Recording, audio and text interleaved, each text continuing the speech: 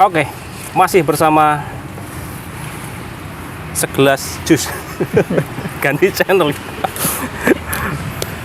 Ya, ini masih channel Cangkir Kopi TV, meskipun minumnya jus, nggak apa-apa lah. Ya, setelah sekian musim berganti, kita akhirnya bikin video lagi. Tapi kemarin kemana sih? Selama nggak bikin video kemana? Iya, banyak. Jalan-jalan. Itu kayaknya ada banner baru dari mobilnya. Bisa di zoom nanti ya, di zoom ya. Umroh Abah bersama Abah Lutfi. Wah. Mau umroh bareng Abah Lutfi? Hubungi nomor di bawah ini. Sip. Mantap. Nama umrohnya apa? Kanomas Lampung. Kita berangkat setiap bulan, ada agendanya, insya Allah. Dan kita mau bahas yang panas-panas. Jadi gini, ini masalah sebenarnya dari sisi apa namanya ya, dari sisi medis itu sudah banyak yang membahas. Cuma kan kita mau membahas dari sisi syariat Islam seperti apa, urusan ranjang. Ranjangnya sampai sobek-sobek nih masalahnya. Normalnya kan ranjangnya masih utuh lah, paling ya ada bekas orang tidur doang. Tapi ini sampai sobek-sobek. Di apa ini? Sobek-sobek. Jadi ada istilah orang itu apa namanya ya?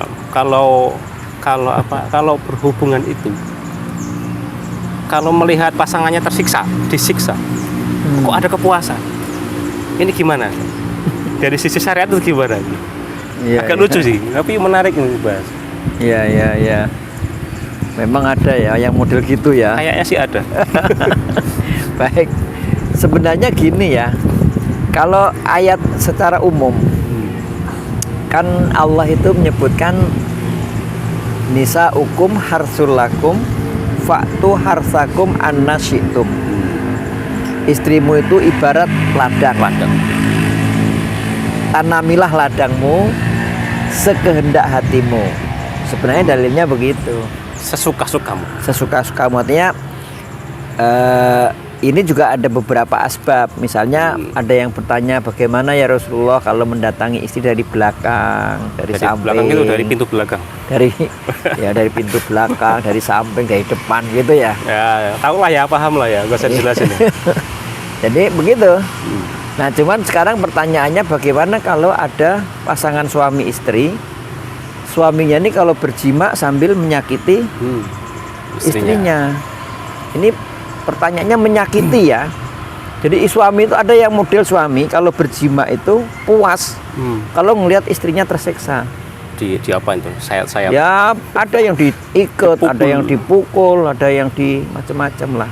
Sehingga istrinya merasa menderita. Nah, makanya agama ini berbicara dewasa nih. Ya. Tapi kan harus disampaikan kepada kaum muslimin nih supaya tahu nih. Karena ada kasusnya di masyarakat. Ya, di kasusnya. Secara umum Nabi SAW atau dalam agama kita ini itu ada sampai membahas tentang adab. Jadi adab itu bukan hanya yang anak pada orang tua, suami pada istri suami, termasuk hal yang sangat sensitif dalam urusan ranjang itu juga ada adabnya. Gitu. Jadi apa esensi dari adab itu? Orang berjima itu dalam agama ini mestinya menghasilkan kesenangan di antara dua belah pihak. Ya. Bukan sepihak sebelah. aja. Iya. Harus menghasilkan kesenangan, kebahagiaan kedua belah pihak. Makanya dalam agama kita kan sering disebut oleh para kiai-kiai itu kalau ngasih ceramah nikah itu mawaddah, sakinah, mawaddah, warahmah. Itu kan salah satunya urusan itu, urusan ranjang. Sakinah itu ketika itu sama-sama tersalurkan maka tenang jiwanya. Iya. Gitu kan. Dia tenang. Nah, bagaimana untuk mencapai ketenangan itu? Artinya ketika kita pengen puas itu, katakan begitu, puas itu, bagaimana caranya gitu? Makanya ada kalau dalam bahasa Arabnya itu mula'abah. Jadi ada permulaan, ada pemanasannya. Foreplay. Jadi dimulai dulu supaya masing-masing merasa tertarik untuk melakukan itu. Jadi jangankan menyakiti, mempergauli istri, hanya mengejar kesenangan sendiri aja itu termasuk yang katakan adabnya kurang. Masuk zalim nggak ya? Ya adabnya Bisa aja, kurang. Bisa terjadi kedoliman kalau istrinya ndak bisa apa-apa. Makanya harus diawali dengan cumbuan, diawali dengan ciuman dan lain-lain lah, sentuhan dan lain-lain. Menyamakan frekuensi dulu. Ya. Kalau si satunya masih melayang-layang, artinya udah ini susah. Iya. Nggak sinkron. Nah, apalagi kalau sudah sampai pada taraf menyakiti, tentu tidak boleh. Dilarang. Tidak boleh. Tidak boleh menyakiti istri. Nah, gitu. Sehingga nanti bisa menimbulkan trauma berat gitu. Iya juga ya. Istrinya nanti jadi trauma. Wah, ini seksual. kalau malam, waduh, bakal datang setan ini. Gitu kan. Tapi bisa juga sebaliknya kan, perempuan yang lebih mungkin punya itu tadi problem itu mungkin suaminya disakiti, dia malah senang. Iya, ada juga. Saya udah pernah baca itu, pernah baca kasus katakanlah yang punya kendala ini dari pihak perempuan, sehingga akhirnya dia minta cerai karena wah bisa mati saya kalau gini caranya. Nah gitu. Itu problem psikologis. Problem ya, makanya harus pakai awalan sehingga nanti kedua belah pihak saling menyukai, kira-kira gitu. Mungkin penting ini untuk teman-teman yang mungkin dalam kondisi itu atau ada tetangganya seperti itu, mungkin lebih apa namanya ya, melazimi untuk taklim mungkin ya, biar ilmunya nambah. Gimana sih adabnya gitu? Ya kan ilmu ini kan gini Ustaz. Para ulama kita itu menggambarkan orang berilmu itu bisa menyelesaikan persoalan dengan baik. Nah, ya itu. Mungkin karena belum tahu aja. Ya, jadi ciri orang berilmu itu bisa memudahkan perkara yang sulit.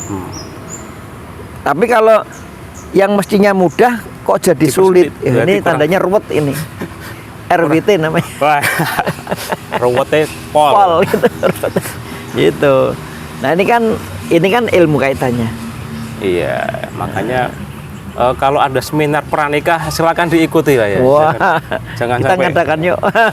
Kalau ada yang perlu mengadakan silakan, nanti bisa ditulis kolom komentar lah ya. Karena beliau adalah konsultan masalah waris dan juga keluarga. Insya Allah bisa menyolusikan yang bisa disolusikan. Ya, meluruskan yang bengkok-bengkok, yang bengkok diluruskan. Itu untuk kasus kekerasan tapi sifatnya ke arah seksual.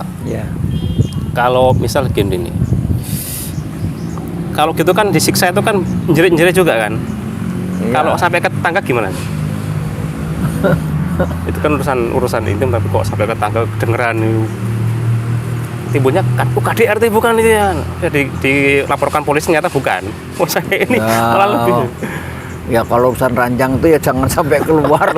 Itu kan rahasia. Disiksa kan, teriak-teriak. Makanya kan kata Rasulullah, ada sebuah hadis, seburuk-buruk manusia itu kalau dia mendatangi istrinya, kemudian apa yang diperbuat kepada istrinya itu kemudian menyebar luas, ceritakan ke mana-mana gitu. Ya ini kan urusan ranjang ini urusan rahasia. Rahasia kalian berdua. Iya, bukan kita berdua, kalian berdua. Urusan rahasianya suami dan istri. Itu ada potensi nggak ya? Misalnya karena gangguan jin. Sangat mungkin. Mungkin juga bisa. Tapi kan ini kita lihat ya. Kalau yang pertanyaan di awal tadi itu bukan gangguan jin ya, tapi memang psikologisnya yang berkendala. Jadi tidak semua kasus itu murni gangguan jin, bisa juga karena psikologisnya. Dan tidak juga semua kasus itu positif psikologis, bisa juga gangguan jin. Jadi harus dikaji secara komprehensif dan seksama.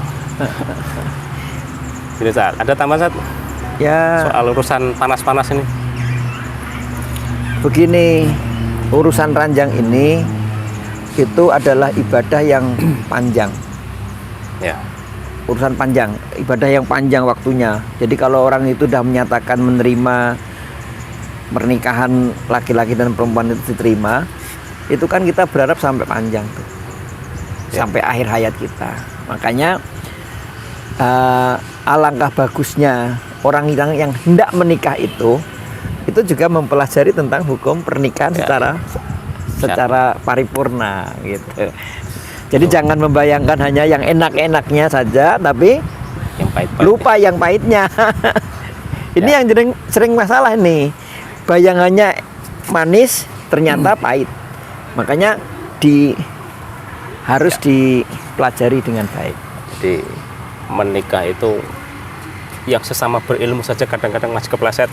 Apalagi yang masih belum melazimi untuk tolabul ilmi. Ya, gitu. Jadi silakan berhati-hati. Yang sudah menikah ya kembali melazimi Belajar taklimnya, belajar terus. Yang belum belajar silakan belajar dulu biar enggak tersakiti dalam kasus yang tidak diinginkan. Iya. Ini kita akan berlanjut di episode berikutnya. Jangan lupa untuk like, share, subscribe, dan zoom lagi itu umroh bareng Abah Lutfi. Cek di link bawah. Insyaallah demikian, kita tutup dengan Assalamualaikum warahmatullahi wabarakatuh. wabarakatuh.